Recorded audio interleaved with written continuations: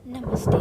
मैं हूँ आपकी दोस्त सानिया और स्वागत है आपका एंकर्स ऑफ इंडिया में, वो पॉडकास्ट जो हमारे देश की ऐसी कहानियों को तोड़ता है जिन्होंने हमें बनाया है। आज हम एक ऐसी ही रात की बात करेंगे जो एक शहर की यादों में गहराई से बस चुकी है। एक ऐसी रात जब हवा खुद एक हथियार बन गई थी। हम बात कर रहे हैं भोपाल गैस ट्रेजेडी की। तारीख थी 2 दिसंबर 1984।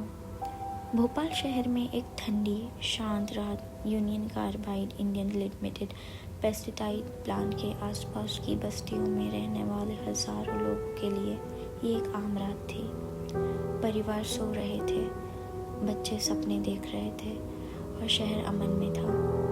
लेकिन उस फैक्ट्री की दीवारों के अंदर एक खामोश जानलेवा प्रोसेस चल रहा था। एक खतरनाक गैस मेटल इसोकिनेट एक स्टोरेज टैंक में जमा हो रही थी। काफ़ी सारी गलतियों और सुरक्षा नियम को नज़रअंदाज करने से हालत बिगड़ गए। आधी रात के करीब टैंक में प्रेशर हद से ज़्यादा बढ़ गया। एक जहरीली सफ़ेद बादल जैसी गैस लीक होने लगी। ये तेज़ी से फैली। एक घना दम घुटने वाला कोहरा ज़मीन से लगा हुआ था। ये हवा के साथ चली, घरों में घुसी, खिड़कियों से और दरवाज़ों के नीचे से घुसी। लोग अपनी आंखों में जलन महसूस करते हुए जागे। उन्हें लगा कि ये आग है या कोई अजीब धुआं। फिर पैनिक शुरू हुआ। गैस हवा से ज़्यादा भारी थी, इसलिए वो ज़मीन से चिपकी रही। उससे भागना नामुमकिन था।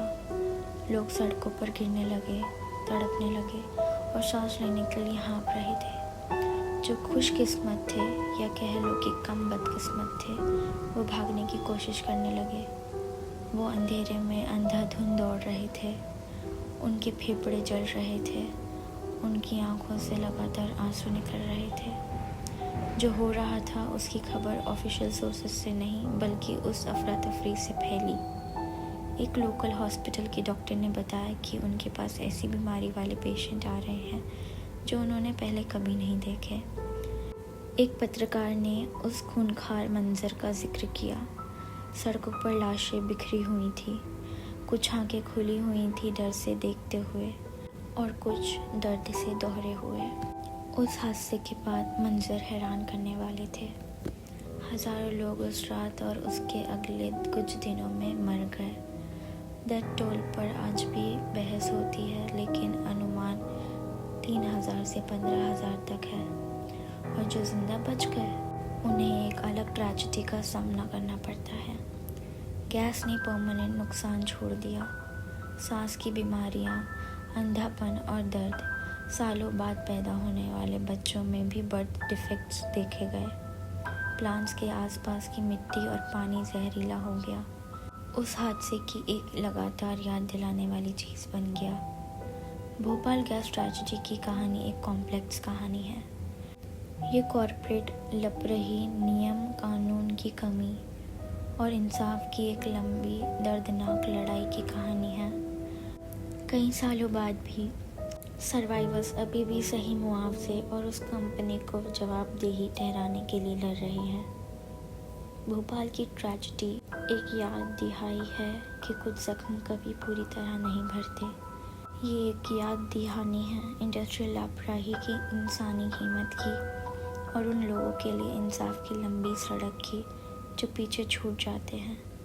जैसे ही हम उस रात को याद करते हैं, हम पीड़ितों की यादों का सम्मान करते हैं और उन सर्वाइवर्स के साथ खड़े हैं जो अभी भी लड़ रहे हैं। वो मंजर कुछ ऐसा था कि हम वो लोगों को और वो हादसे को कभी नहीं भुला पाएंगे। आज के लिए बस इतना ही। मैं सानिया खान आपसे अलविदा लेती हूँ। अगली बार एंकर्स ऑफ इंडिया में हमारे देश के इतिहास की एक और कहानी को एक्सप्लोर करने के लिए हमें ज्वाइन करें। तब तक अपना ख्याल रखें।